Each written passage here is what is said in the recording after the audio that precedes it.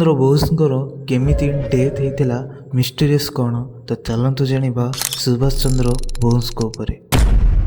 17 ଅଗଷ୍ଟରୁ ସୁଭାଷ ଚନ୍ଦ୍ର ବୋଷ ସାଇଗନ୍ରୁ ବାହାରିଲେ। 23 August Japan statement ବାହାର କଲା ନେତାଜୀଙ୍କର ଡେଥ୍ ଉପରେ। କହିଲା ନେତାଜୀ ଗୋଟେ ପ୍ଲେନ୍ କ୍ରାଶରେ ମରିଗଲେ। 18 ଅଗଷ୍ଟ 1945କୁ ତାଇପାଇ ବାହାରିଲା ପରେ ସେ ଟୋକିଓ ଯିବାବେଳେ ତାଙ୍କ ସାଙ୍ଗ କୋନଲ ହାବିବି ରେହମାନଙ୍କ ସାଥେ ତାଙ୍କ ପ୍ଲେନ୍ କ୍ରାଶ୍ ହେଇଗଲା। ନେତାଜୀଙ୍କ ପ୍ଲେନ୍ କ୍ରାଶ୍ର ଖବର ପୁରା ଦୁନିଆରେ ଛାଇଗଲା। ହେଲେ ନେତାଜୀଙ୍କ ପାଖରେ ଗୋଟେ ସ୍କିଲ୍ ଥିଲା କି ସେ ବେଶ ବଦଳାଇକି କହୁଥିଲେ ହେଇପାରେ କି ଇଂରାଜୀମାନଙ୍କୁ ବୋକା ବନଉଥିବେ। 30 ଅଗଷ୍ଟ 1945କୁ ଜାପାନକୁ ରିକ୍ୱେଷ୍ଟ କଲେ କି ନେତାଜୀଙ୍କ ଡେଥ୍ ଉପରେ ଗୋଟେ ଇନକ୍ୱାରି ଯାଞ୍ଚ କରିବା ପାଇଁ। 3 ସପ୍ତାହ ପରେ ଜାପାନ ଗୋଟେ ରିକ୍ୱେଷ୍ଟ ପବ୍ଲିଶ କଲା।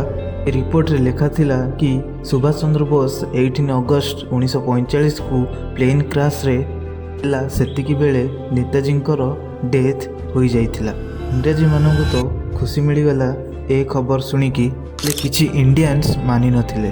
ନେତାଜୀଙ୍କ ଡେଥ୍ର ଗୋଟେ ବର୍ଷ ପରେ ଜଣେ Indians journalist Harish Shah report କରିବା ପାଇଁ ତାଇମାରେ 1947ରେ କେତେ ଥିଓରି ବାହାରିକି ଆସିଲା କି ନେତାଜୀ ସାଧୁ ବେଶରେ ଥିଲେ। ନେତାଜୀଙ୍କ କେତେ ସାଥୀମାନେ ପ୍ରମୋଟ କଲେ ଏ ଥିଓରିକୁ। ଇଣ୍ଡିଆନ ଅଫିସିଆଲ ଷ୍ଟେଟମେଣ୍ଟ ଦେଇନଥିଲା ନେତାଜୀଙ୍କ ଉପରେ। 1970ରେ ଇନ୍ଦିରା ଗାନ୍ଧୀ ଜଷ୍ଟିସ ଜିଡି ଖୋସଲାଙ୍କୁ ଦାୟିତ୍ୱ ଦେଲେ ଇନଭେଷ୍ଟିଗେସନ୍ କରିବା ପାଇଁ। ଜିଡି ଖୋସଲା ତାଇବାନ ଗଲେ ଇନଭେଷ୍ଟିଗେସନ୍ କରିବା ପାଇଁ। ଜିଡି ଖୋସଲା 200ରୁ ଅଧିକ ଲୋକଙ୍କର ଇଣ୍ଟରଭ୍ୟୁ ନେଲେ ଜାଣିବା ପାଇଁ।